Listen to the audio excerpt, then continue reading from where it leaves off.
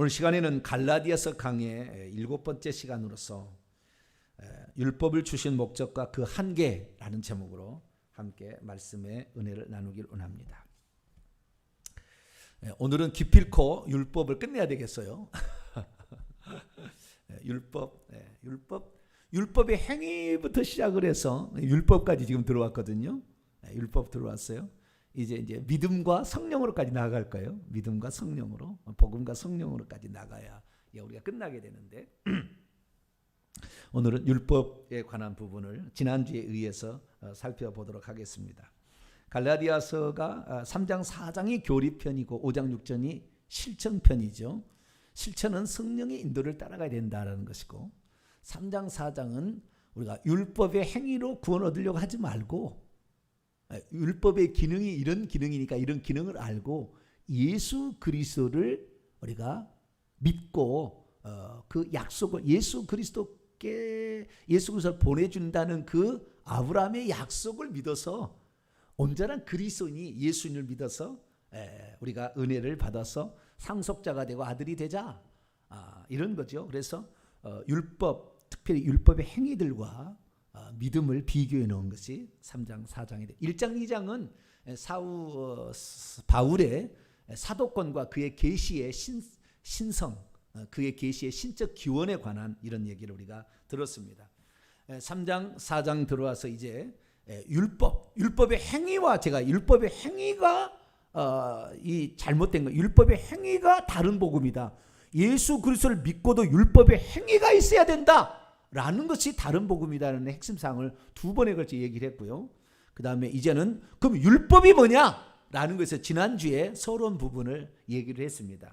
그래서 오늘은 그 서론 부분과 합쳐서 율법이 왜 주어졌는지, 율법은 어떤 기능을 수행하게 되는 것인지, 그러나 그 율법이 가지고 있는 한계점은 대체 무엇인지, 이런 것까지 오늘 살펴보므로 특별히 마지막에 가서는 율법은 오늘날에 그럼 쓸데없는가? 라는 것까지 정리를 해보도록 하겠습니다. 우선 우리가 이제 딱 생각할 때 제가 늘 하는 얘기입니다만은 바울이 갈라디아서를 쓰려고 했을 때에 특별한 상황이 있었다는 것을 이해를 해야 돼요. 그래서 그때는 어떤 것을 비교하면 어떤 것을 강조할 수밖에 없다고요. 그런데 그 강조했던 것을 가지고 그것이 교리의 완성처럼 만들어 가지고 교리의 원리처럼 만들어서 그것을 다른 것에 잣대로 쓰면 안 돼요. 그것을 일반화의 오류라고 합니다. 일반화의 오류. 그 특수한 상황을 모든 상황에 적용하려고 하는 일반화의 오류. 그 모든 사람들이 갈라디아서하고 로마서 강의를 할 때 일반화의 오류에 빠져요. 갈라디아서 로마서를 정확히 알아야 되는, 갈라디아서 로마서는 갈라디아서나 회개란 말이 안 나오고요. 그리고 로마에서는 회개란 말이 2번인가 3번인가 나와요. 몇 구절에 나와요. 우선 살펴보고 할까요? 거기만 나와요. 딱 회개란 말이 안 나옵니다. 자, 2장을 넘어가 보세요. 딱 2번 나와요. 2번. 로마서 2장 4절 5절만 회개란 말이 나와요. 회개가 안 나오거든요. 그런데 지금 예수 그리스도께서 처음에 첫 일성이 회개하라 천국이 가까웠느라고 그랬고, 요한계시록 2장 3장에 소아시아 7교회에 부활하신 주님께서 회개를 그렇게 강조했는데, 회개를 로마서하고 갈라디아서 율법의 행위와 믿음을 비교하면서 이 예수 그리스도께 인도하는 몽학 선생의 이거 율법의 역할을 얘기하면서 결국에 예수님이 보내주신 성령을 따라가라 라는 것을 강조하다 보니까 회개를 강조 안 한 거예요. 자, 2장 4절 5절 한번 읽어볼까요? 시작. 홍대가 하나님의 인자심이 너를 인도하여 회개하게 하심을 알지 못하여 그의 인자심과 용납하심과 길이 참으심이 풍성함을 멸시하느냐. 다만 내 고집과 회개하지 아니하는 마음을 따라 진노의 날 곧 하나님의 의로우신 심판이 나타나는 그날에 임할 진노를 내게 쌓는도다. 회개치 아니하면 결국에 진노의 날 진노를 받을 수밖에 없다. 그러면 여기에서 너는 누굴까요? 로마 교회의 성도들을 말하는 거죠. 로마 교회의 성도들. 로마 교회의 성도들을 가리키는 거니까 지금 믿지 않는 사람에게 한 얘기가 아니라고요. 믿는 사람이 회개치 아니함으로 나중에 예수님이 재림하신 날 진노를 받을 수 있다라는 걸 말해주잖아요. 이 구절만 나와요. 그리고 안 나와요. 그러니까 회개를 얘기하지 않으니까 이 예수 그리스도께서는 회개를 중요하게 여겼지만 사도 바울은 회개를 중요하게 여기지 않아요. 오직 성령의 인도하심을 따라가는 것을 요청한다고요. 그렇기 때문에 그 율법의 행위와 믿음을 통한 성령의 인도하심의 강조점이 있는 그 로마서와 갈라디아서를 가지고 다른 것에 다 그것을 중심으로 해가지고 일반화의 오류, 그것이 전체인 것처럼 이렇게 표현하는데, 왜 우리가 오늘날 예수 그리스도를 믿어도 율법의 역할이 주님 오실 때까지 계속 될 수밖에 없는지, 그 부분은 제가 이제 마지막에 가서 얘기를 하도록 하겠습니다. 그래서 그 율법이라는 것이 중간에 들어왔는데 이 율법이 중간에 들어온 목적을 우리가 분명히 알아야 되고, 그리고 이 율법에 가지고 있는 한계점을 우리가 알고 있을 때에 율법을 통하여 주시는 은혜를 얻어야 돼요. 그러니까 궁극적으로 말하자면 율법은 우리의 신앙생활에 소극적으로 역할을 해주고 있고 믿음은 적극적인 역할을 해주고 있는 거예요. 그런데 소극적인 역할을 해준 것을 무효화시켜버리려고 한다 그 말이에요. 이게 문제인 거예요. 그 다음에 믿음이 적극적으로 활용했는데 믿음을 적극적으로 활용한 것이 아니라 온리 믿음으로, 그러니까 믿음이면 다 된다라는 그 믿음을 확대 해석을 해가지고 소극적인 기능은 아예 없애버리고 적극적인 기능은 너무 부풀려가지고 믿음만 있으면 다 되는 것으로 이렇게 함으로 말미암아 지금 성도들이 타락해버리고 죄를 짓고도 회개치 않아서 대한민국도 문제고 전 세계가 문제니까 하나님이 닫는 거 아니에요 지금 코로나로?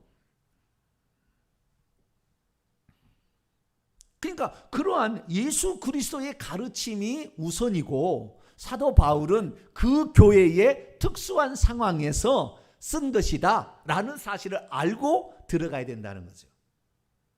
그러면 이 특수한 상황에 있어서 율법의 행위들로, 다시 말해서 의식법을 통하여서 할례를 받고 음식을 가려 먹고 이방인과 교제하지 아니하고 절기를 지키고 막 이런 것을 통해서 자기는 나는 아브라함의 자손이다, 나는 의롭다함을 얻고 나는 구원을 받는 확실하다, 이렇게 하는 사람에게 경종을 울리기 위해서, 그것은 이미 예수 그리스도께서 오심으로 완성되었기 때문에 그것 갖고 죄고 아니고 그것 갖고 의롭고 안 얻고 그거 아니고, 이제는 예수 그리스도를 믿음으로 그 의식법들이 요구했던 것이 예수님이 오셔서 완성해 버렸기 때문에 예수 그리스도를 믿음으로 의롭다함을 얻는 것이지 할례를 받아야 의롭다는 게 아니다. 그래서 다시 율법으로 돌아가려고 하는 자들에게 바울이 그건 가짜 복음이야. 예수 그리스도가 이제는 율법의 완성자고 아직도 율법이 계속되어 있는 도덕법에 흐르고 있는 저면에 흐르고 있는 이걸 통하여 우리가 죄임을 깨달아서 더욱더 예수 그리스도를 붙잡아야 된다라는 걸 말하고 있는 것이지, 율법을 무용, 율법은 필요 없다 이런 식으로 생각하면 안 된다는 거예요. 그런데도 오늘날 갈라디아서 강의한 사람 보면은 그게 아니라 오직 믿음 강조하는, 오직 믿음이 다 된다는 식으로. 그렇게 되니까 결국 어떻게 되는 겁니까? 믿음만 있으면 천국 가는 식으로 착각하는 이런 사람들, 싼데만주의에 빠져서 나는 입술로 고백했고 예수님이 죽은 자 가운데 살아난 나는 믿었으니까 나는 구원을 받았어. 구원을 받았어 아니에요. 항상 구원은 현재 진행형입니다. 현재 진행형이 되고 있어요. 그것이 완료형이 아니라고요. 근데 어떤 사람 얘기하죠. 목사님 성경에 완료형이 하나 있던데요. 얘기를 하는 거예요. 어디가 있습니까? 에베소서 2장이 있던데요. 여러분 에베소 2장을 볼까요? 헬라어를 원문으로 공부를 하셔야 돼요. 헬라어 원문으로 공부하지 않으면 절대 이런 그 성경의 진리를 정확하게 얘기할 수 없어요. 성경의 진리를 정확히 얘기하려면 원문을 정확히 알아야 돼요. 대강 한글말로 알지 말고 영어로 알지 말고, 영어도 택도 없어요. 헬라어 못 따라옵니다.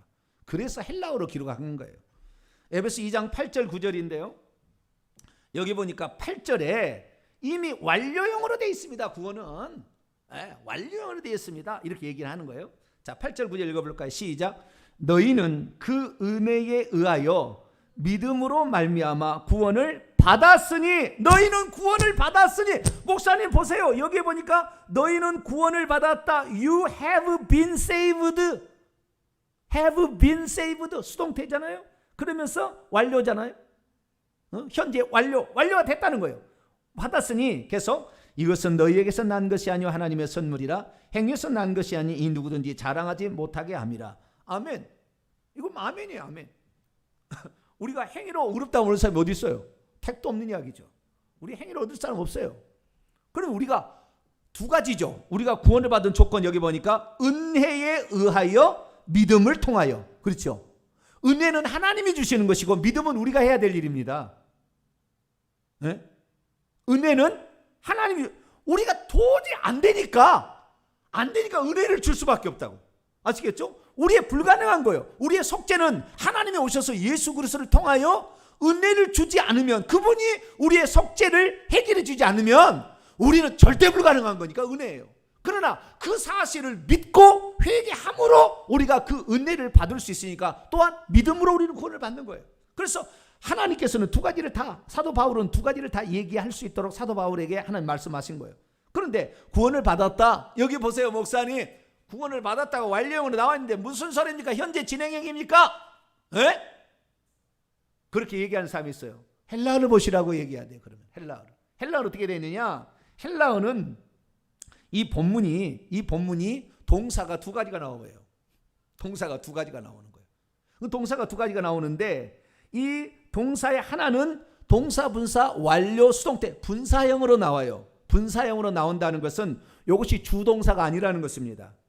분사형은, 그러면 주동사는 뭐냐? 동사, 직설법, 현재, 능동태입니다. 동사, 직설법, 현재, 능동태가 주동사예요.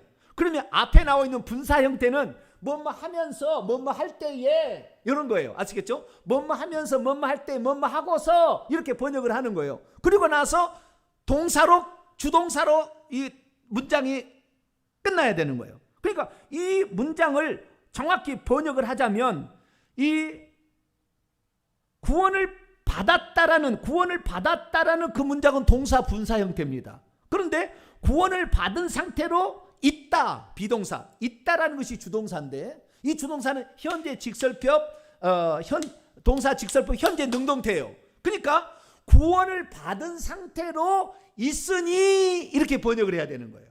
구원을 받은 상태로서 지금 현재 있으니 이렇게 말하는 거예요. 이건 무엇입니까? 우리가 예수 그리스도를 믿음으로 말미암아 구원을 받은 거잖아요. 이미 구원을 받은 거예요.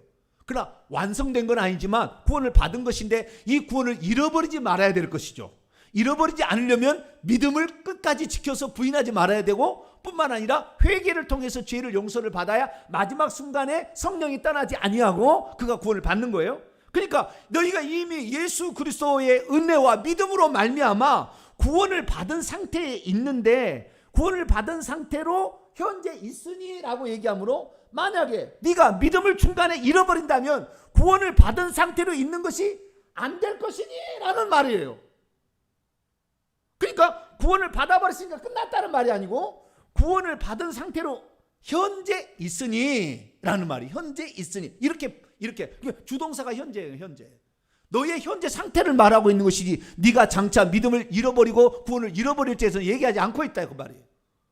그런데 자기는 이미 구원을 받아버린 것처럼 미래의 구원을 절대 잃어버리지 않을 것처럼 착각을 하는 거예요.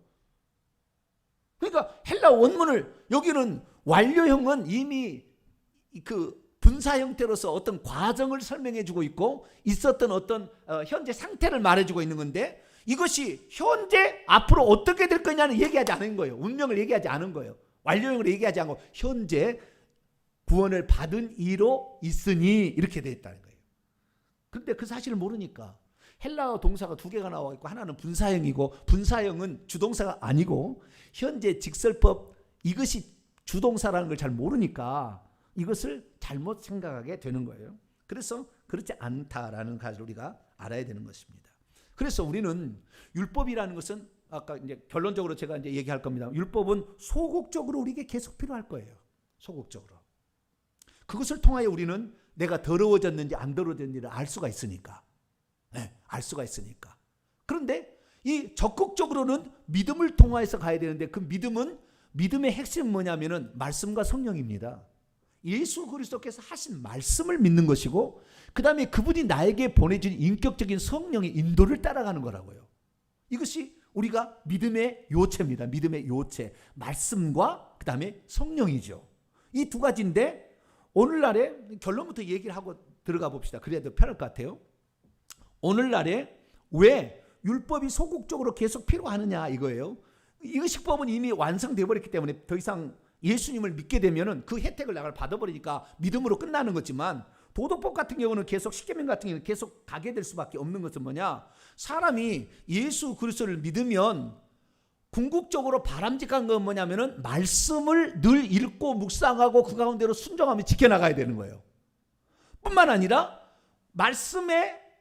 그 말씀도 구약의 율법과 복음이 있다면, 여기서 말씀이라는 것은 예수 그리스도께서 하신 말씀을 말하는 거예요. 그래서 예수 그리스도의 하신 말씀, 특별히 산상수훈에 기록된 그 천국의 윤리 같은 것을 그대로 지키면서 돈을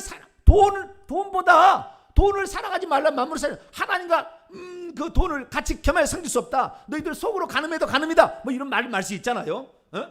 그래서 많은 것들, 너의 남의 그 눈 속에 있는 티를 꺼내기 전에 네 속에 들보를 꺼내라. 이런 식의 엄청 말씀이 많이 있잖아. 비판하지 말라. 수많은 말씀이 있다고. 예수님이 하신 말씀을 우리가 믿고 따라가야 되고, 뿐만 아니라 그 말씀에 나오지 않는 것, 예를 들어서 내가 지금 마약을 할까요 말까요? 마약을 먹어야 돼요 말아야 돼요? 성경에 안 나왔다고 말이에요. 담배를 피워야 돼요 말아야 돼요? 성경에 안 나왔다고 말이에요. 성경에 안 나왔어요. 그럼 성경에 안 나오면 어떻게 할 거냐 이거예요. 예수님이 말씀 안 한 거 어떻게 할 거냐. 예수님 시대에 아직 존재하지 않은 것이 있으면은 그런 것들을 어떻게 할 거냐는 거예요. 그것은 뭡니까? 성령의 인도를 따라가야 되는 거예요. 왜? 성령은 지금도 역사하시는, 말씀하시는 하나님이니까. 그렇죠? 그러니까 성령의 인도를 따라가야 돼요. 그 성령의 인도를 따라가야 되는데, 사람들이 성령이 있는지 찾아서 제대로 합니까? 성령이 어떤 분인지도 잘 모르는데, 성령의 인도하심이 뭔지를 잘 모르는데, 그리고 성령의 인도하심을 자유의지로 거부해버리는데, 그러면서도, 그러니까 사도 바울이 바람직한 것은 뭐냐면 예수 그리스도의 말씀을 따라가게 되고 성령의 인도를 따라가게 된다면, 회개 얘기하지 않아도 성령께서 예수님이 하신 말씀이 아닌 거면 회개할 것이고, 성령이 인도하신 것을 잘못하면 책망하면 회개는 자동적으로 나온다 그 말이에요. 사도 바울 얘기는 자동적으로 나오게 될 텐데, 아예 하나님 말씀에 순종할 의향이 없고 성령의 인도를 따라갈 마음이 없는데, 그는 지금 죄짓기를 원하고 어쩌든 간에 구원은 받기를 원하지만 세상의 것을 즐기기를 원하는데, 그 사람이 성령의 인도를 자유의지로 폭정시켜서 육체를 폭정시켜가지고 막 따라가려고 하지 않는다 그 말이에요. 그러면서 뭐요? 율법은 폐지됐다, 율법은 무용이다, 쓸데없다, 이런 걸 얘기하고 있다고 말이에요. 쥐가 적극적으로 해야 될 것은 전혀 하지 않으면서, 율법은 폐지된 것을 강조해서 율법은 나에게 필요 없어, 이거 유대인들이 지킬 법이고 그리스도께서 오시기 전까지 있을 거냐, 쓸데없어, 나는 이제 예수 그리스도를 믿으면 됐지. 믿음이란 게 뭔데? 믿음이란 것이 뭔데? 그 믿음이라는 것은 자기가 실제적으로 하나도 살지 않으면서 저 소극적인 완전히 버려버리고, 나는 믿음이 있네. 믿음이 있으면은 성령 인도를 따라가는 것이 정상이지. 그런데 억지로 안 따라간다고 말이야. 자유의지로. 세상이 좋으니까, 돈이 좋고 쾌락이 좋고, 교회 나오기 힘들잖아요. 기도하기 힘들잖아요. 제 목소리가 돌아오지 않잖아요. 지금 기도하기 쉬운 일이 아니에요. 어느 누구가 기도를 좋아하겠어요? 그래도 이것이 생명 얻는 길이고, 회개를 통해서, 이 기도를 통해서 회개도 하는 것이고, 기도를 통해서 누군가를, 나도 복음의 빚을 졌으니 이 빚을 갚아야 되겠다, 그런 마음으로 기도를 하다 보면, 그리고 이 기도를 해도 그냥 대강하는 것이 아니라 통성으로 부르짖어. 기도를 하다 보니까, 특별히 이 험한 세월을 만나서 기도하다 보니까 이렇게 되는데, 어느 누가 그걸 좋아하겠냐 그 말이에요. 이제는 집에서 예배 드리면 어떻게 되게요? 더 편해진다고 말이에요. 집에서 편하게 꾸밀 필요도 없잖아요. 씻을 필요도 없잖아요. 누가 그걸, 목사가 내가 봅니까? 못 보잖아요. 그러면 점점 게을러지고 나태해질 거라 그 말이죠. 그러면 어떻게 해요? 우리의 믿음도, 우리가 껍데기는 중요하지 않지만 껍데기가 잘못되면 결국에 내용도 바뀌어버려요 나중에. 그래서 우리가 오늘 성령의 진짜 인도를 따라가고 된다고 한다면 회개 강조하지 않아도 돼요. 율법 소극적 기능 필요 없습니다. 왜? 성령께서 다 깨닫게 해주니까. 그런데 성령의 인도함이 뭔지도 모르고, 성령이 어떻게 깨우치는지도 모르고, 성령이 깨우치는 것을 거역한 줄도 모르고 사는 사람들이, 나는 율법은 필요 없어, 나는 예수 그리스도 믿으니까, 이렇게 믿었으면 성령 인도를 따라가야 된다니까. 예수 그리스도의 말씀을 순종해야 된다니까. 그것이 행함이 없는 그 믿음은 죽은 믿음이니까. 그런데도 그것은 생각지 아니하고 자기는 믿음만 있다 이로 얘기를 하는 사람이 꽉 찼다 그 말이에요. 그래서 우리는 율법의 소극적 기능을 율법의 소극적 기능이 있다는 걸 알고 율법의 소극적 기능을 알아야 되는 거예요. 무용론이 아니라고요. 무용론이. 그러면 우리가 이것을 사도 바울이 뭐라고 얘기했는가, 그 율법의 기능은 뭐고 율법을 왜 주었는가, 이런 사실들을 체계적으로 한번 딱 정리를 해보면, 제가 지금 했던 이 말, 이게 핵심이에요. 지금 오늘 미리 결론부터 얘기를 한 거예요. 이 핵심을 우리가 꿰뚫고 나갈 수가 있겠습니다. 자, 그러면 율법은 왜 주어졌을까요? 19절에 잘 나와 있어요. 19절에 읽습니다. 시작. 그런즉 율법은 무엇이냐? 범법함으로 더해진 것이라. 천사들을 통하여 한 중보자의 손으로 베푸신 것인데 약속하신 자손이 오시길까지 있을 것이라. 세 가지를 얘기해요. 율법이 무엇이냐? 세 가지. 첫째, 그 주어진 목적이 왜 주어졌느냐? 범법했기 때문에 더해진 것이다. 왜 율법을 주어졌는가 하는 건 법을 범했기 때문에, 파라바시스, 법을 어겼다, 위반했다는 거예요. 위반한지를 몰라. 그리고 자기는 괜찮다고 생각해. 지금 위반한 건데 그걸 모를 때, 범법을 했기 때문에 그 범법한 것을 모르고 있으니까 그 죄를 깨닫게 하기 위하여 율법은 더해진 것이에요. 더해진 것. 그러니까 없던 것이 더해진 거예요. 두 번째, 그 과정을 설명하는데 천사들을 통하여 한 중보자의 손으로 제정된 것이라. 이것은 어떻게 제정된 건 목적이 아니고 그 제정된 과정을 얘기하는 거예요. 그래서 시내산에서 출애굽기 20장에 보게 되면 하나님께서 출애굽한 이스라엘 민족을 시내산에 불러올려, 시내산 밑에다가 그 장막을 치게 하고 대표자인 모세를 불러올려서 결국 거기서 십계명을 가르쳐 주잖아요. 그때 천사들이 많이 왔어요. 그리고 이스라엘 민족은 이렇게 생각한다. 지난주에 말씀을 들어보세요. 이 사람은 천사가 나타나서 하나님의 음성으로 말했을 것이라고 추정한다는 거예요. 이스라엘 사람들은. 그래서 천사들을 통하여 주신 말씀이 율법이라 이렇게 생각을 하는 거예요. 이 유대인들은. 근데 어쨌든 우리는 성경으로 그대로 여호와께서 말씀하셨다고 하고, 그 여호와께서 모세 중보자를 통해서 제정하신 것이다 라는 거죠. 네. 이것이 그러니까 그 제정 과정을 두 번째 설명하고, 마지막 그 유효 기간 또는 그 유효성, 그 한계성을 얘기하는 것은 세 번째예요. 약속하신 자손이 오실 때까지 있을 것이라는 말은 없어요. 근데 오실 때까지 있을 것이라는 말에 사람들이 지금 뿅 갔어요. 헬라 원문은 있을 것이라는 것이 없어요.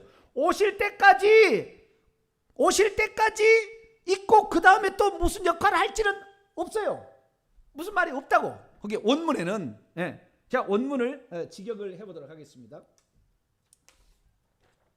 갈라디아서 3장 19절은 이렇게 직역할 수 있습니다. 그런즉 율법은 무엇이냐? 법을 범함 때문에 보태어진 것이다.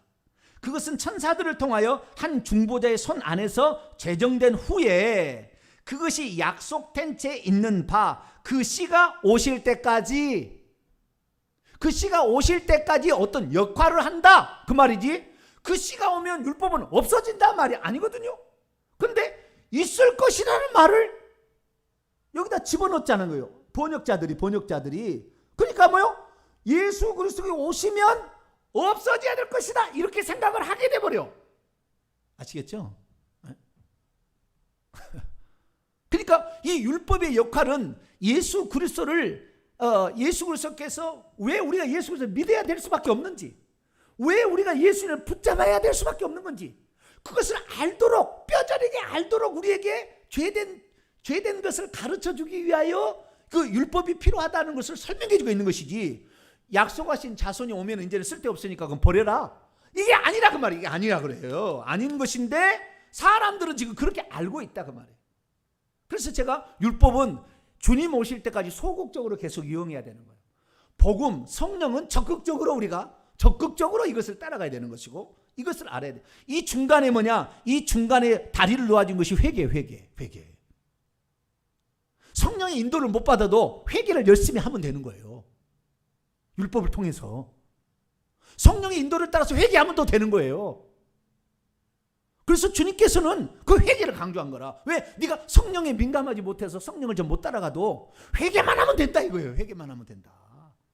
그래서 우리가 설령 내가 영안이 열리지 않아가지고 잘 몰라. 영적인 세계가 안 보여. 귀신도 안 보이고 천사도 안 보이고 다른 건 잘 몰라. 그래도 회개하면 된다 그 말이죠. 이게. 자, 그래서 율법이 무엇이냐?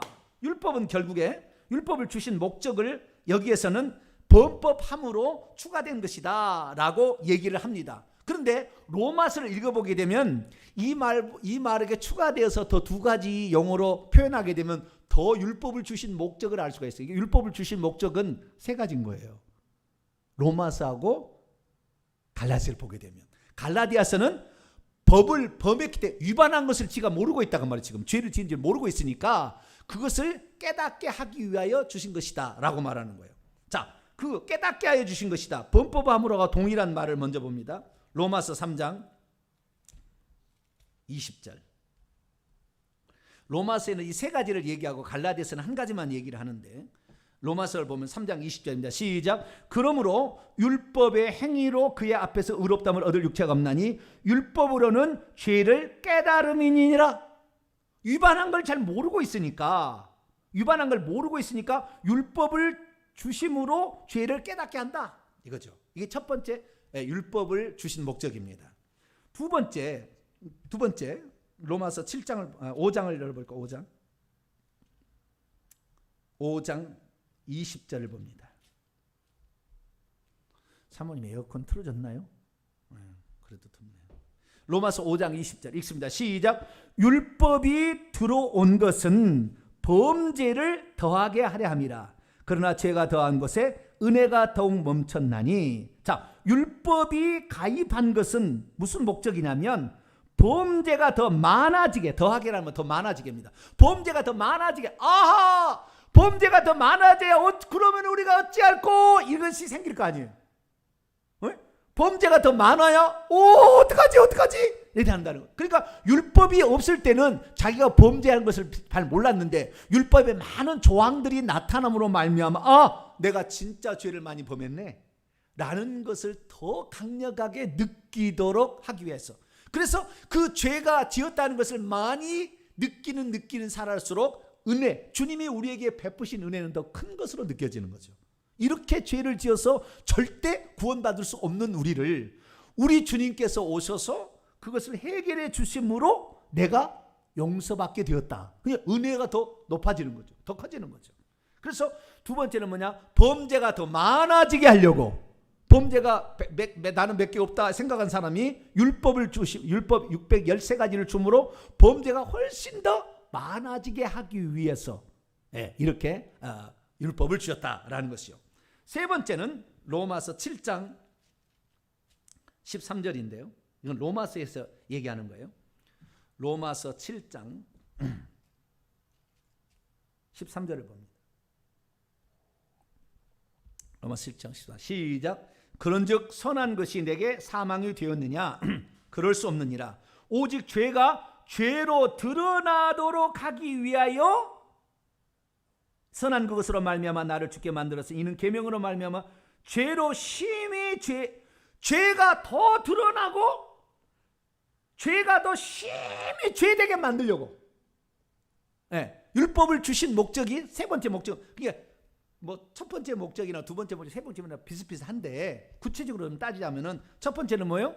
위반한 걸 잘 몰라. 그래서 위반했다는 것을 깨닫게 하려고 로마 3장 20절에 얘기하고, 두 번째는 이 죄가 더 많아지도록, 나는 별로 죄가 안 지어서 나는 예수에 별로 필요 없을 것 같아, 나는 좀 선하게 살아서, 이런 사람에게 율법 조항이 많으면 난 죄인이네 이렇게 깨닫게 하려고 두 번째고, 세 번째는 뭐냐면 죄로 하여금 더 심히 죄인 것을 뼈저리게 느끼도록.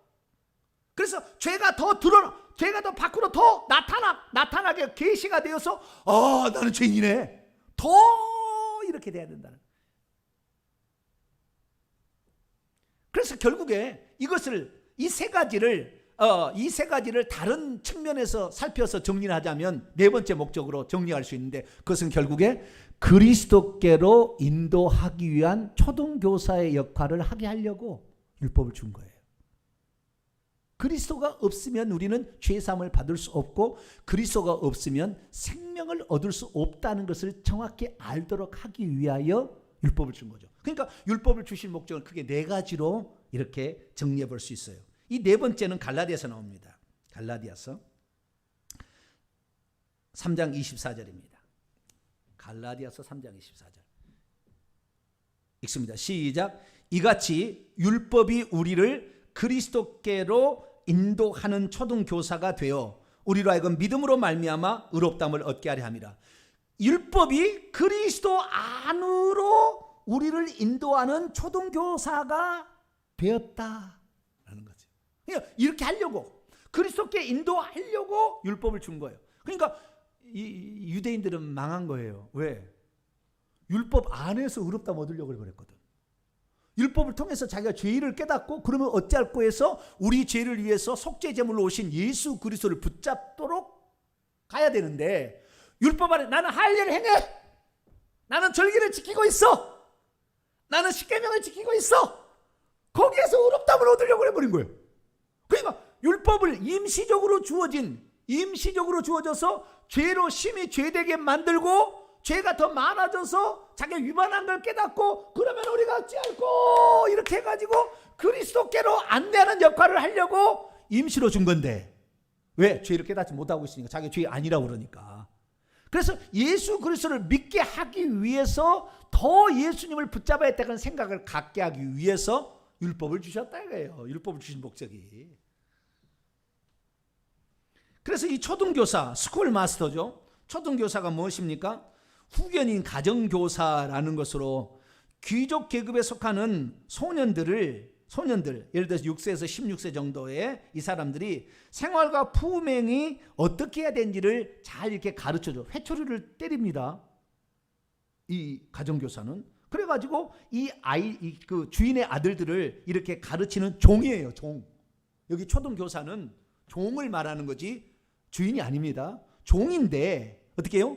주인의 아들을 이렇게 회초리를 떼는 거예요. 이렇게 하면 안 돼, 이렇게 하면 안 돼. 잘 모르니까. 자, 여기에서 다시 원점으로 제가 돌아가 볼게요. 주인의 아들로 우리가 태어났어요. 믿음으로. 주인의 아들로 태어났습니다. 그리고 결국에 우리가 상속자가 될 거죠. 나이가 되지 않으면 돈을 줘도 그것을 허랑방탕에 쓸 것 같으면 주인이 안 주잖아요. 이것이 누가복음 15장에 그 둘째 아들의 비유 아닙니까?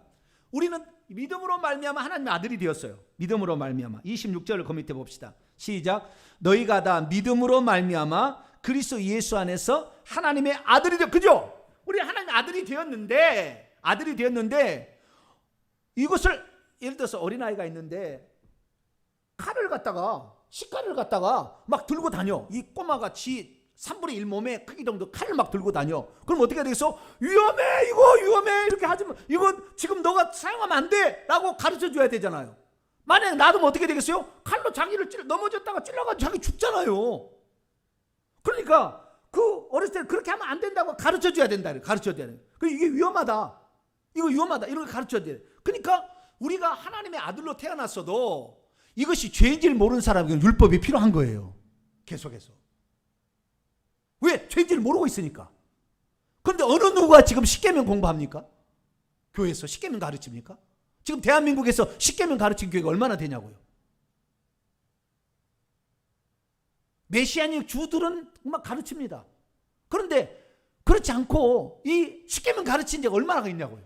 왜? 아들인데 아직 성장해서 상속자가 돼야 되잖아. 우리는 결국에 상속자가 돼야 되는데, 상속자가 되기까지는 오늘도 초등교사의 지도를 받아야 되는데, 초등교사 아예 안 받겠다는 거예요. 나 율법 유대인들이나 지키는 것은 나는 쓸데없다고, 나는 이렇게 한다고 아예 그것을 버려버리는 이런 상태가 지금 되어버린 거예요. 이것을 사도 바울은 또 다시 설명을 하는데, 상속자. 아까는 이제 하나님의 아들이 되었을 때에 하나님의 아들이라면 아들은 이렇게 살아가야 된다 생각하고 초등교사를 붙여가지고 이 아들이 어떻게 품행을 가지고 또 어떻게 그 생활을 해 나가야 될지 하나하나 칼은 조심해서 다뤄야 된다. 계단을 내려갈 때는 꼭 난간을 붙잡고 가야 된다. 이런 걸 가르쳐야 될 거 아닙니까? 그죠? 이런 것들을 가르치는 역할로서 율법이 필요하다는 거예요. 그러니까 내가 예수 그리스도를 믿어도 율법은 계속해서 필요한 영역이 있어요. 그런데 아예 이걸 없애버렸어. 왜? 약속하신 자손이 오실 때까지 있을 것이라. 있을 것이라는 말로 있을 것이라는 말에 피를 받았어. 그래서 예수 그리스도가 오셨으니까 없어졌다 이렇게 생각. 원문에 그게 없어요. 원문에. 그런데 그렇게 이제 착각을 하는 거예요.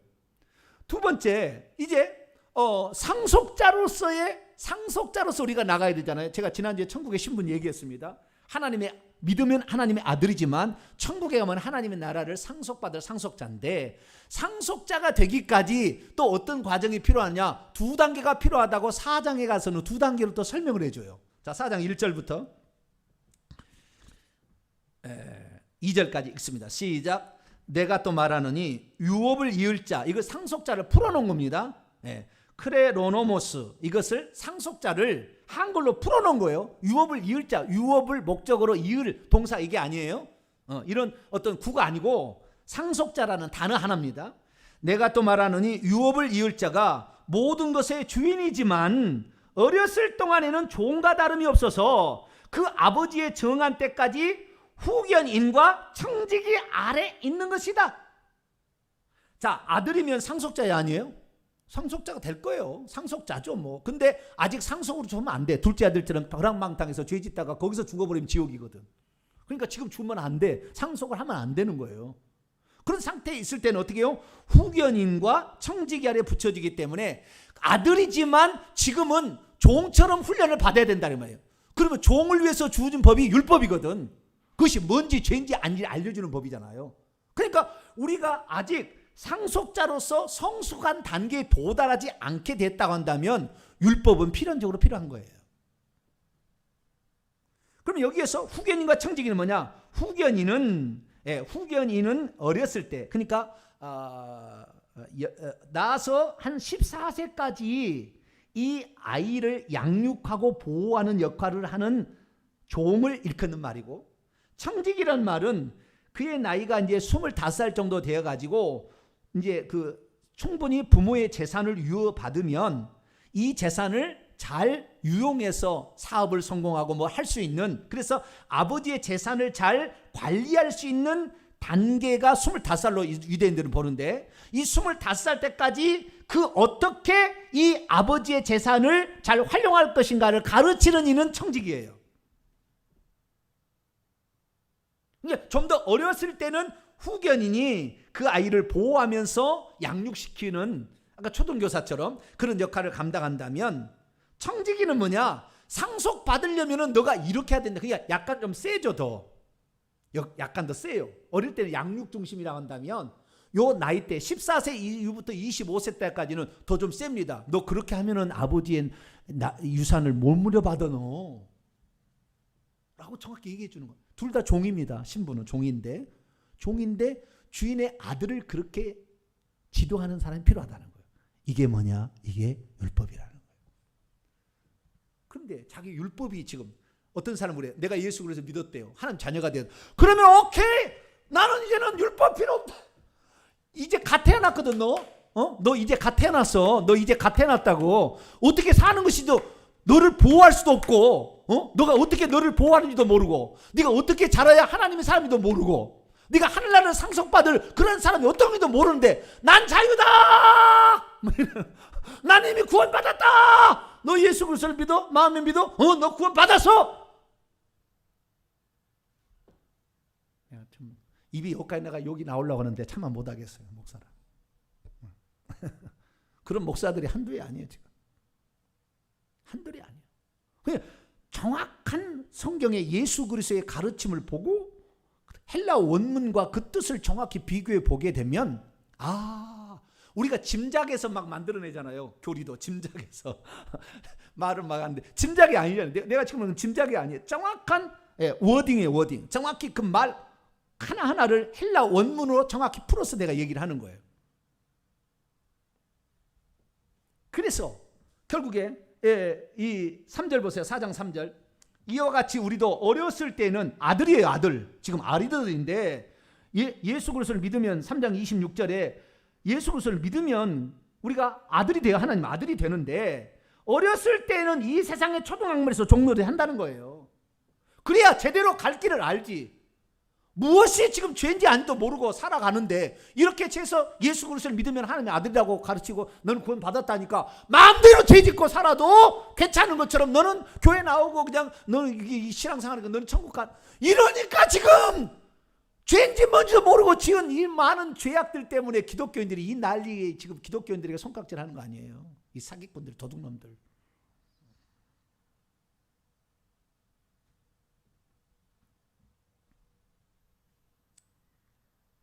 자, 3절하고 또 3장 24절에 있는 초등교사하고 차이가 있어요. 초등교사는 종인데 지금 이 아이가 나중에 부모의 상속자가 되는 그 아버지의 상속자가 되기 위하여 지도하는 종이에요. 지도하는 종. 이것이 초등교사. 옛날에 몽학선생이라고 그랬어요. 옛날 기억성경에는 몽학선생이다. 그래서 스쿨마스터, 훈육선생, 개인교사, 지도교사 뭐 이런 식으로 번역을 했습니다. 그래서 쉬운 성경은 선생, 그 다음에 쉬운 직역은 초등교사, 그 다음에 또 다른 성경에는 감시자, 킹제임스 흠적인 훈육선생, 표준 세명인 개인교사 여러 가지 번역을 했어요. 그러면 3절에 나와 있는 이와 같이 우리도 어렸을 때 이 세상의 초등학문 아래에 있어서 종로를 했다. 초등학문하고 아까 초등교사하고 똑같은 말이 아니에요. 전혀 그 다른 의미입니다. 그러면 초등학문하고 초등교사의 차이점이 뭐냐? 초등학문이라는 것은 원문을 우리가 직역을 하게 되면 원문대로 내가 직역을 하다면 기본 원리, 기초 원리 그런 뜻입니다. 뭐라고요? 초등학문이 아니라 기초 원리, 기본 원리 그런 뜻이에요. 그러니까 이 세상 우리가 어렸을 때 우리가 좋은 하나님 아들로 태어나지만 지금은 아들의 영을 받아서 아들로 태어나지만 어렸을 때는 기본 원리 기초 아래에 있어야 된다는 거예요. 그러니까 우리라로 말하자면은 우리가 어렸을 때는 산수를 배워야 된다는 거예요. 산수를.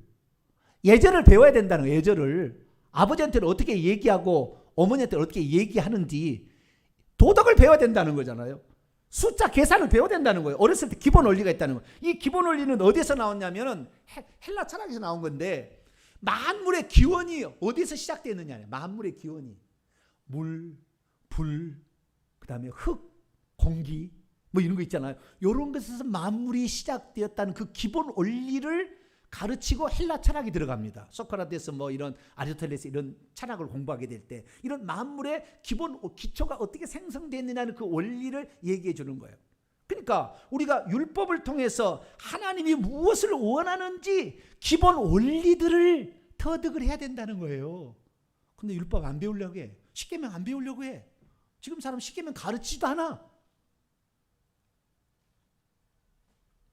그래서 문제인 거예요. 그래서 우리가 이 기본 원리를 알아야 되는데 기본 원리에는 십계명은 아니 십계명이나 율법은 세 가지라고 제가 얘기했지 않습니까? 도덕법, 십계명과 의식법 5가지죠. 제사법, 그 다음에 성막법, 절기법, 음식법, 금기법이죠. 그 다음에 성결법. 이 의식법은 그리스도께서 오심으로 예표니까 이건 완성돼 버렸어요. 그래서 이제는 음식 가려 먹지 않아도 돼요. 성결 이거 다 이제는 다 끝난 거예요. 그런데 어쨌든 요 법은 그리스도를 온전히 믿게 되면 이제 완성의 의무로 끝난 것이고 또 하나는 이제 시민법, 재판법 있잖아요. 재판 어떻게 재판하라. 재판법하고 도덕법은 살아 있어요. 지금도 재판하는 거예요. 주님이 예수 믿다고 재판 안 하지 않아요. 재판합니다. 십계명 요한계시록 21장 8절에 보면은 십계명 안 지키면 불과 유황으로 타는 못에 던져진다고 딱 얘기해놨다고요. 자, 마태복음 19장을 또 볼까요?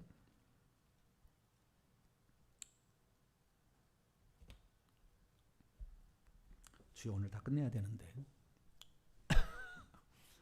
마태복음 19장. 어떤 부자 청년이 예수님 가서 영생을 어떻게 하면 얻습니까? 16절입니다. 마태복음 19장 16절. 내가 어떻게 하면 영생을 얻겠습니까? 물어봐요. 그러면 지금 오늘 우리가 살고 있다면 나를 믿으라. 그렇게 얘기를 해야 돼. 나만 믿으라. Only Jesus. 나만 믿으라. 이렇게 얘기를 해야 돼. 근데 주님은 그렇게 얘기 안 했다는 거예요. 뭐예요? 심판의 기준은 율법이요 도덕법입니다. 절기법 아니에요. 의식법 아니에요. 여기 전부 도덕법만 얘기하고 있어요. 나중에 심판은 기준을 뭘로 한다고요? 도덕법인 십계명으로 한다 그 말이에요. 이 십계명을 지켰냐 아니까 나중에 재판하는 재판의 원리가 되는 거지. 의식법. 네가 절기를 안 지켰느냐? 할례를 안 받아. 이거 아니에요. 이거 아니에요. 이것은 완성돼 버렸어요. 그래서 17절에 네가 생명에 들어가려면 계명들을 지키라. 그랬더니 나는 어릴 때부터 다 이런 것을 다 지켰습니다. 얘기했더니 21절에 네가 온전하고자 한다. 네가 온전하지 않다는 거예요. 네 소유를 팔아 가난한 자들에게 주라.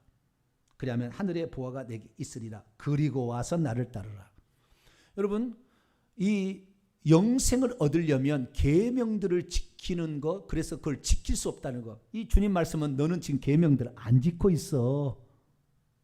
그것도 지금 안 지키고 있는 것도 제대로 지금 모르고, 그래서 그리스도를 믿지 않으면 안 된다는 것을 너는 지금 모르는데 무슨 영생이야? 이거예요 지금. 그러니까 우리가 심판의 기준은 장차 십계명으로 우리를 심판한다는 걸 알아야 돼요. 그러니까 십계명을 우리는 항상 배워야 되고, 이 십계명을 우리는 마음에 새겨야 돼요. 절기법에 이런 것은 다 끝났지만 그러나 십계명을 안 지키는 거 있어야 하는 거예요. 자, 정리를 합니다. 기초 원리, 율법은 우리에게 이것이 하나님이 바라는 것이고 무엇이 하나님이 바라지 않은 것이다 라는 기본 원리들이 다 들었다는 거예요. 그런데 그 기본 원리들이 훈육 선생처럼 우리에게 계속 이렇게 해야 된다는 거예요. 아무도 얘기 안 하잖아요 지금. 훈육 선생처럼 해야 되는데. 그래서 이 율법은 계속해서 소극적으로 계속 우리에게 필요한 거예요. 왜? 성령의 인도를 의도적으로 따라가지 않은 사람이 너무 많으니까. 그러니까 이걸 통해서 회개하면 되는 거예요. 할렐루야. 성령의 인도를 따라가서 성령이 회개시키면 회개도 되는 거예요. 이건 바람직한 거지만, 성령의 인도를 따라서 회개하는 건 바람직한 거지만, 그걸 잘 안 해. 안 하려고 하는 사람은 율법을 통해서라도 자기가 죄인지 뭔지를 알고 기본 원리가 뭔지를 알아야 내가 큰일 났다. 지금 내가 큰일 났다. 내가 이렇게 하면 지옥 가겠구나 라는 사실을 알아야 된다 그 말이에요. 그래서 우리는 오늘도 이 율법을 주신 그 목적을 알고 그 율법을 통해서 나를 돌아보고, 그래서 율법은 한마디로 거울이다 표현하면 제일 좋아요. 나를 비춰보는 거울이에요. 내가 더러운가 안 더러운가, 그리스도의 신부로 합당한가 안 합당한가를 비춰보는 거울과 같다. 그런데 거울이 필요 없다. 그 사람 거울이 필요 없으면 이 사람 교회 나올 수 있어요 없어요? 여자나만 못 나올 것 같아. 남자는 거울이 없어도 좀 나올 수도 있을지 모르지만 눈썹도 기려야 되는데 거울 없이 어디다 그려놓고 오는지 모르니까, 입술을 칠해야 되는데 어디다 칠해야 할지 모르니까, 그러고는 나는 괜찮대. 나는 괜찮. 그것이 지금 율법을 전혀 모르고도 나는 구원받았으니 나는 괜찮대. 어디다. 주여, 그건 아니다라는 거예요. 그건 아니다. 그럼 이제 마지막으로 이제 율법의 한계, 여기까지 얘기를 해야 됩니다. 율법의 한계는 뭐냐? 19절입니다. 3장 19절. 약속하신 자손이 오실 때까지 그분에게 가도록 하게. 약속하신 자손은 예수 그리스도잖아요.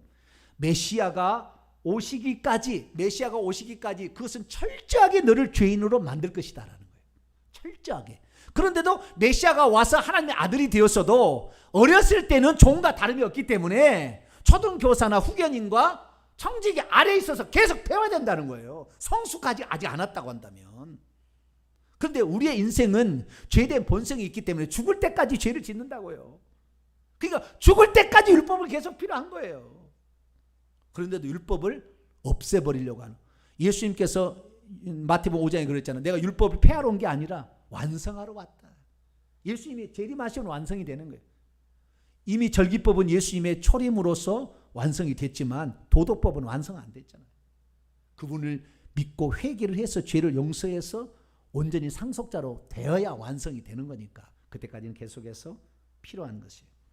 그럼 율법에 한계가 있는데요. 한계는 뭐냐? 이 21절에 나와 있어요. 한계. 아까 임시법이라는 것도 약간 한계라고 표현할 수 있지만 21절에 아주 치명적인 한계가 있어요. 율법에. 율법이 그렇게 좋고 기본 올리고 어렸을 때는 반드시 배워야 될 거지만 절대 율법 안에서는 얻을 수 없는 게 한 가지가 있어요. 한 가지가 있어요. 그게 바로 21절에 나와 있어요. 읽습니다. 시작. 그러면 율법이 하나님의 약속들과 반대되는 것이냐? 그렇고 그럴 수는 없을 것이다. 만일 능히 살게 하는 율법을 주셨다라면 의가 반드시 율법으로 말미암았으리라. 능히 살게 하는 생명 주는 율법을 주셨다라면 율법으로 말미암은 의가 율법으로 말미암는데 의는 율법이 아니고 예수 그리스도를 믿음으로 말미암아 주어진다. 이건 뭐예요? 율법은 그렇게 좋아도 율법은 사람에게 생명을 줄 수는 없어요. 죄는 깨닫게 하지. 그래서 메시아를 믿어서 죄사함을 받긴 하지만 율법 자체가 생명을 줄 수는 없다. 이것이 한계입니다. 3장 21절을 제가 3장 21절을 직역을 해보겠습니다. 그런즉 율법이 하나님의 약속들과 반대되는 것이냐? 아브라함 때부터 약속을 계속 주셨잖아요. 반대되는 것이냐? 결코 그렇게 되지 않기를 바란다. 왜냐하면 만일 단번에 살 수 있게 생명 얻게 하는 율법을 주었더라면 실제로 의인은 율법으로부터 있어온 채 있을 것이기 때문이다. 그냥 아니다라는 거예요. 생명을 줄 수 없다라는 겁니다. 이것이 치명적인 약점입니다. 치명적인 약점. 그러니까 내가 율법을 아무리 잘 지켜도 죄 사함은 받을 수 있으나 생명을 받을 수는 없어요. 하나님의 자녀가 안 되면 천국 못 들어갑니다. 천국에 들어가려면 두 가지가 필요해요. 하나님의 자녀가 돼서 생명을 받아야 돼. 생명을 받아야 하나님 자녀만 그 유로 들어가는 거예요. 하나님 유로 들어가는 거예요. 생명. 그리고 들어가는데 더럽혀지면 더러우면 못 오게 해요. 그래서 죄 사함도 받아야 돼. 그래서 예수님이 이 땅에 오셔서 두 가지 했다는 거 아니에요? 십자가에 박혀 죽으심으로 우리의 죄를 사할 수 있는 근거를 마련하셨고 성령을 보내주심으로 생명을 주신 거예요. 그러니까 사도 바울이 말하는 것은 예수 그리스도를 믿는다는 것은 네가 결국에 회개를 통해서 죄사함을 받을 뿐만 아니라 성령의 인도를 반드시 가야 된다는 것이 거기 안에 내포되어 있어요. 그래서 5장 6장에 가면 성령의 인도를 얘기하는 거예요. 계속해서 성령의 인도를. 그런데 성령의 인도를 생각도 안 하. 지금 사람들 생각도 안 하. 그냥 나는 예수 믿으면 땡이다 이거 땡이다. 예. 따놓은 당상이다 이게 말이에요. 택도 없는 소리예요. 예. 왜? 무엇이 지금 죄인지도 모르고 지금 살고 있는데 회개도 안 할 거죠. 그걸 모르니까. 위반했는지 모르니까. 회개 안 하니까 지옥 가는 거예요. 성령이 에베소 4장 30절 구속의 날까지 성령 인치셨다가 인침이 끝내버릴 거예요. 그리고 떠나시는 거예요. 그래서 우리는 이 율법의 단점, 한계가 있다는 걸 알아야 돼요. 그리고 아까도 얘기했지만 율법은 그래서 임시적으로 주어진 것이지 완전한 법이 아닌 거예요. 완전한 법이 아닌 거예요. 무언가를 위해서 그 목적이 중간에 끼어들어서 그걸 딱 조명해 주기 위해서 필요했던 거지 이것이 전체가 아니 일반화가 될 수가 없어요. 일부분을 말하는 거예요. 오직 모든 것은 예수 그리스도. 할렐루야. 오직 예수 그리스도. 자, 로마서 10장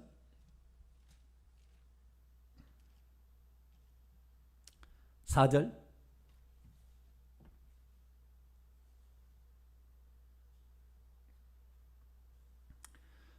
로마서 10장 4절 시작. 그리스도는 모든 믿는 자들에게 의를 이루기 위하여 율법의 마침이 되니라. 율법의 끝이라는 거예요. 율법의 끝. 그래서 예수 그리스도를 통해서 결국에 죄사함을 받아야 될 필요성을 알고 그리스도에게 가서 이제 그리스도에게 넘겨주는 사람을 죄인을 그리스도에게 넘겨주는 역할로서 중요하다라는 것을 우리가 말해주고 그 예수 그리스도가 모든 믿는 자들에게 의를 이룬다. 이 의를 통해서 나중에 생명까지 얻게 되는데, 이 요한복음 17장 3절을 보면은 영생은 곧 유일하신 참 하나님과 그의 보내신 자 예수 그리스도를 아는 거예요. 그래서 우리는 율법을 통하여 그리스도를 붙잡아야 죄사함도 받고 생명도 얻어요. 생명을 얻어야 하나님 자녀고 죄사함을 받아야 의인이 되는 거예요. 이 두 가지를 예수 그리스도를 통하여서 이루어진다라고 말하고 있는 거예요. 그래서 갈라디아 다시 넘어와서 22절 보니까 결국 율법이 우리를 죄 아래 가둔 거예요. 그래서 23절 믿음이 오기 전까지 우리는 율법 아래 매인바되고 계시될 믿음의 때까지 갇혀 있는 것처럼, 우리가 죄인으로서 갇혀 있는 것처럼 되어 있어요. 근데 하나님의 아들이라 해서 이 사람이 율법을 모르면, 위반도 모르니까 어렸을 동안에 계속해서 율법이 필요한 거예요. 그런데 율법을 무용론으로 가버렸다. 이건 잘못되었다는 거고요. 그래서 우리는 예수 그리스도를 믿음으로 말미암아 하나님 자녀가 되었어도 내가 온전하게 상속받을 수 있는 성숙한 단계에 도달할 때까지는 계속해서 율법이 필요한데, 의식법은 끝났고 도덕법은 계속해서 유효하다는 것이 산상수훈의 가르침과 예수님의 요한계시록의 가르침이에요. 자, 요한계시록 14장 결론입니다. 요한계시록 14장. 우리가 어떻게 해야 구원을 받습니까? 요한계시록 14장 12절. 그 앞 구절은 불못에 떨어지는 거예요. 불못에 떨어지는 건데, 안 떨어지려면 어떻게 되느냐? 12절이에요. 시작. 성도들의 인내가 여기 있나니 그들은 하나님의 계명과 예수에 대한 믿음을 지키는 자. 하나님의 계명들, 원문이면 계명들을 지키고 있는 자들, 그리고 예수의 믿음을 지키고 있는 자들, 두 가지인 거예요. 그러니까 우리가 죽을 때까지 율법은 계속해서 필요하다는 거예요. 여기서 율법이라는 것은 십계명을 가리키는 겁니다. 네, 그래서 우리는 그리스도를 믿어도 보내주신 성령의 인도를 자유의지로 의도적으로 거부하는 자들에게는 율법이라도 배워서 빨리 죄를 깨닫고 회개해야 된다는 거예요. 만약에 우리가 성령의 인도를 제대로 따라가게 된다면 율법을 혹시 몰라도 회개를 많이 함으로 괜찮을 수 있어요. 그러나 개인적으로 제게 질문한다면 율법을 배우면 배울수록 더 깨끗한 삶을, 회개를 더 깨끗하게 할 수 있어요. 왜? 뭐가 죄를 아니까. 더 깨끗한, 더 정결한, 더 성숙한, 더 거룩한 자로 바뀌질 가능성이 많다. 그래서 예수 그리스도께서 아까 마태복음 19장에 너가 영생을 얻기를 원하느냐? 그러면 계명들을 지키라. 그리고 와서 나를 쫓으라. 너가 죄인인 것을 철저히 깨닫고 와서 그 다음에 내게 와야 내 피로 죄용서를 받고 내가 주는 성령으로 너는 구원을 받을 수 있다라고 주님이 우리에게 말씀하셨다는 거죠.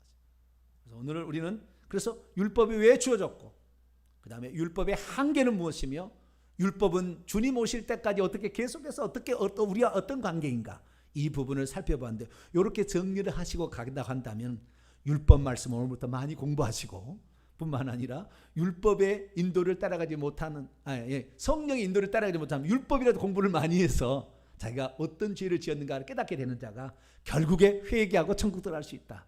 그 사실을 확실히 믿고 회개할 수 있게 되기를 간절히 바랍니다. 거룩하신 하나님 감사합니다. 오늘은 율법의 기능, 율법을 주신 목적과 율법의 한계까지, 그리고 율법은 어느 때까지 유효한가를 살펴보았습니다.